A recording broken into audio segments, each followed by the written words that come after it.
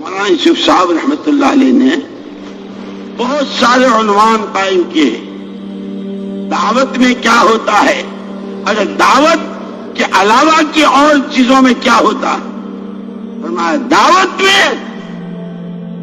اپنی قربان کرتے کرتے اپنے تن کے کپڑے تک نہیں، اپنے بچوں کا کھانا نہیں، لیکن دعوت یہ مزاج دیتی ہے اپنا برداشت کر لیں گے۔ اگر لوگوں کے چولہے جل جاتے ہیں، لوگوں کے تن ڈھک جاتے ہیں، لوگوں کا کلمہ بن جاتا ہے، لوگوں میں آخرت کا رجوع پیدا ہو جاتا ہے، لوگوں میں اللہ رسول کی بات آ جاتی ہے، اب یہ دعوت کا مزاج ہے۔ اپنی قربان کر کے اللہ کی مخلوق کی بنانا، یہ دعوت کا مزاج۔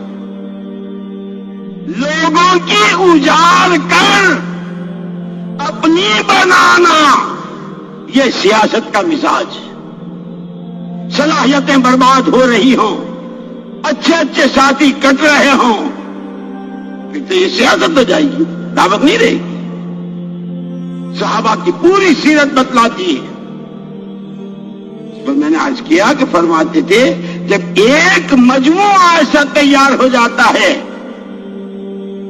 کہ دعوت ایسا ان کے رگ و ریشے میں اتری ہوئی جیسے ایمان کے لیے وہ دعا کرتے ہیں، اللہم انی اسألک ایمانا یباشر قلبی، اے خدا مجھے وہ ایمان دے جو میرے رگ و ریشے میں، دل کے رگ و ریشے میں۔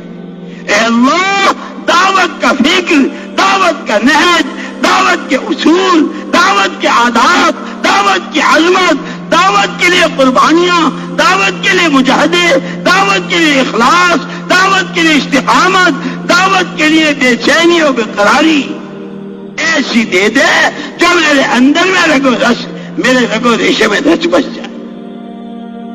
ایسا جب ایک مجموعہ تیار ہو جاتا ہے تو ان کے ہاتھوں سب سے پہلے کام میں جماؤ پیدا ہوتا ہے، پھر وہ اپنی استقامت کے ساتھ چلتے رہتے ہیں۔ ان کے اخلاق کی بلندی، جو آتا ہے اس کو سینے سے لگا رہے ہیں۔ میری قوم، میری زبان، میرا علاقہ، میرا آدمی، میری اس سب سے بالا تر ہو کر بڑے حضرت کے ملفوظات میں ہے، جو آدمی میری مسجد کے دروازے پر قدم رکھ دے اس کی جان، اس کا مال، اس کی صلاحیت میری گردن پہ امانت ہے۔ کون ہے، کہاں کا ہے میں نہیں جان، میری مسجد پر آیا جو ہماری اس محنت کی طرف آ رہا ہے، ایران کا ہے، توران کا، دیہات کا ہے، شہر کا، برادری، خاندان، علاقہ، ہر وقت ہم اس کو نہیں دیکھیں گے۔